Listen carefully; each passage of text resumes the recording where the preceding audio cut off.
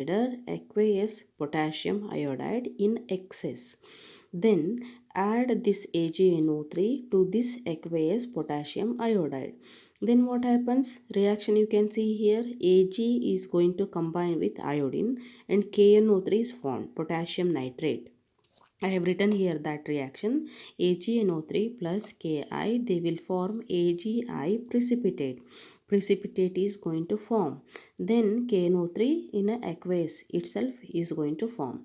Only the AgI will be forming in the form of solid, which is in the form of precipitate, and KNO3 will be remaining as it is. As I told you, these colloidal particles will have charge on them. I could tell here with this reaction which has happened here, AgI is the precipitate obtained, and we have aqueous Ki present in the solution. We have seen out of potassium and iodine, iodine is preferentially adsorbed. Why? Because you can see here, when you add AgNO3 to this container, excess of potassium iodide is taken. With respect to iodine and potassium, iodine is excess in the solution, as well as we have AgI precipitate is formed. In AgI also we have iodine. Excess of this potassium iodide also has iodine. Due to presence of this iodine and due to presence of this iodine in the precipitate and in the solution, feasibility of preferential adsorption of iodine is more compared to potassium. Iodine is going to be adsorbed. How does this happen? See here. I have told you AgI precipitate is formed, and this is going to be surrounded by I minus, I minus, I minus, like this, in this fashion. So we can consider negatively charged colloidal particles are going to be surrounded by precipitate AgI. So preferential adsorption of these I minus ions surrounding to AgI itself is called preferential adsorption.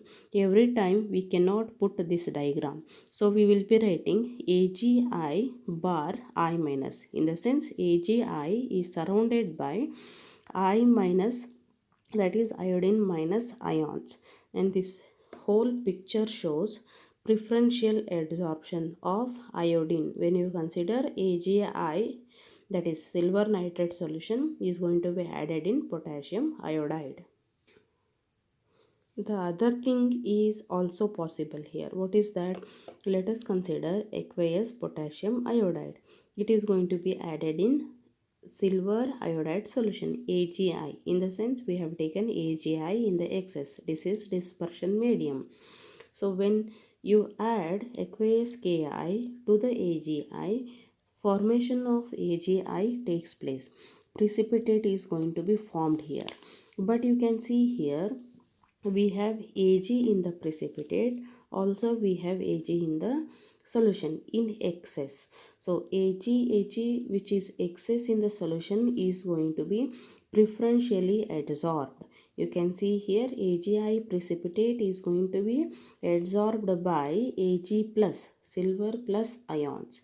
So AgI surrounded by silver plus ions, it is going to be considered as positively charged colloidal system, that is AgI surround. How to show this one, this picture AgI, every time we cannot go on writing AgI, Ag plus, Ag plus, Ag plus, and so on.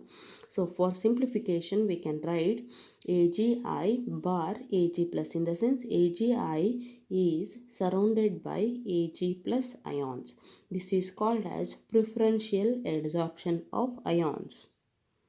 All these examples what I am explaining here, all are given in your NCERT, and many a times these questions have been asked for your board examination as well for your competitive examination.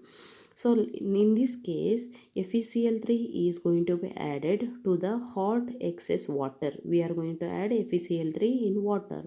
So precipitate obtained is Fe2O3 dot XH2O. Okay, so FeCl3 is added to hot excess water. precipitate is going to form, it is Fe2O3 dot XH2O. Here when you add FeCl3 to FeCl3 should be added to water. See here what happens. Fe2O3 XH2O precipitate is formed. In this case I am showing you positively charged colloid. Here I am showing you negatively charged colloid. If Fe2O3XH2O is preferentially absorbing Fe+. Fe plus ions are going to be surrounded here. Just remember, if positive ions are surrounding, then it is positively charged colloid. If negatively charged ions are surrounding, as OH minus I have written here, it is called as negatively charged colloid. So how to represent this one? Fe2O3 dot XH2. If Fe plus ions are surrounded, we have to show Fe plus 3. If you have FeCl3 is added, it is shown as negatively charged like Fe2O3 dot XH2O, and it is shown as OH minus. Okay, here in this case preferential adsorption can be taking place for Fe, and preferential adsorption here it is taking place with OH minus. Which ions you are going to take excess in the dispersion medium, they are going to be adsorbed on the surface of the precipitate. So these two examples are also important. Now we have electrical double layer concept also. So what is that electrical double layer? See here, see this diagram. Firstly, I had taken example of Ki and AgNO3. Ki is mixed with AgNO3, or we have added AgNO3 to Ki. These Ag plus ions are preferentially adsorbed here. Once Ag plus ions are preferentially adsorbed, they are said to be positively charged. When you have positively charged ions surrounded to the precipitate Agi, there will be some kind of attraction for the negative charges also.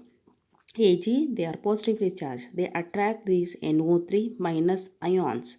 So what happens? Electrical double layer is obtaining here.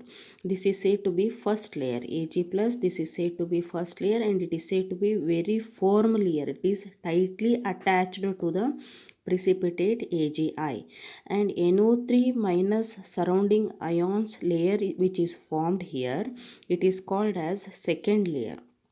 Second layer is weakly attached than the first layer. First layer is firmly attached. Second layer is weakly attached because charge separation towards Agi to NO3 is not so much of attraction is possible. Only the attraction is between these two.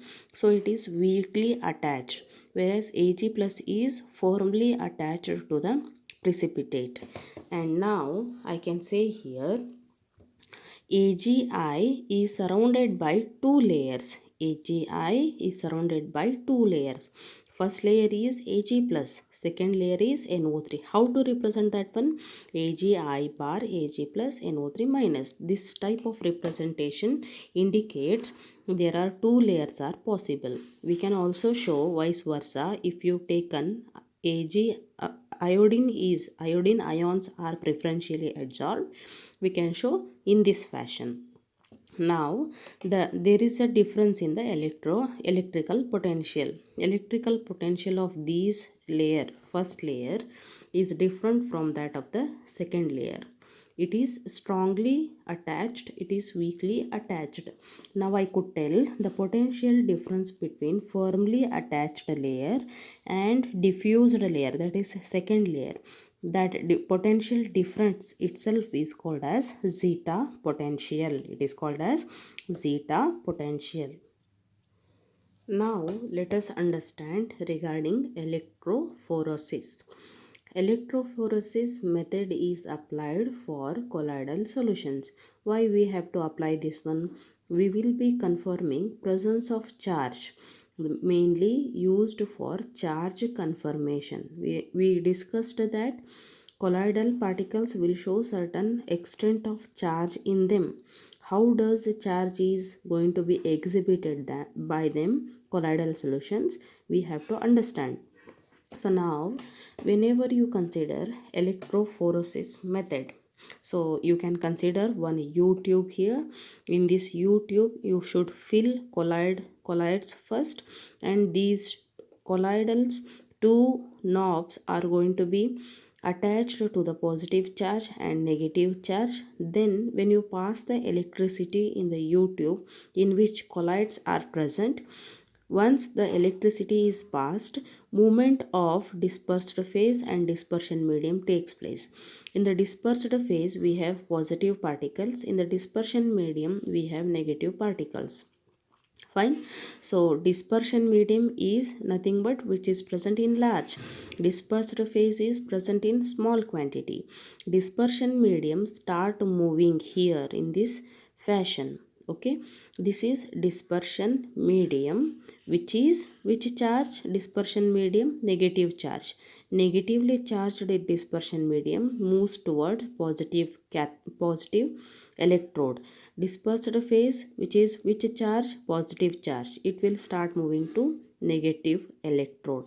This movement of dispersed phase and dispersion medium will confirm us that these colloids have charge in them, and the process or this setup, it can be called as electrophoresis. I have written here dispersion medium and dispersion phase are oppositely charged, and they will be moving towards electrodes. They will be moving towards the electrodes, and this setup is called as electrophoresis.